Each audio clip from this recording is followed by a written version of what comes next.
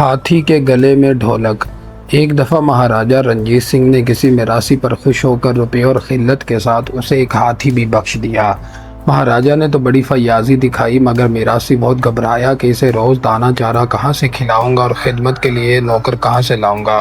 कुछ सोचने के बाद मिरासी ने एक ढोलक हाथी के गले में बांधकर उसे खुला छोड़ दिया। हाथी जिस तरह हर रोज़ किले की ड्योढ़ी पर हाजिर होता था, अब भी सीधा वहीं जा पहुंचा।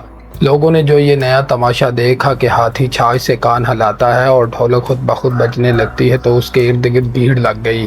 थोड़ी देर में ये गुल गुबाड़ा सुनकर महाराजे ने भी खिड़की से सर निकाला और हाथी को पहचानते ही मिरासी को बुलाकर पूछा, तुमने ये क्या स्वांग बना रखा है? मिरासी ने अर्ज की, महाराज, हजूर जानते हैं हम गरीब अपना पेट तो पाल नहीं सकते, भला हाथी का पेट कहाँ से भरेंगे। इसलिए जो हुनर खुद जानते थे वही इसे बता दिया है कि ढोलक बजाता और मांगता खाता फिरे। ये सुनकर महाराज हंस पड़े, हाथी को फील खाने भिजवा दी और मिरासी को खजाने से उसकी कीमत दिलवा दी।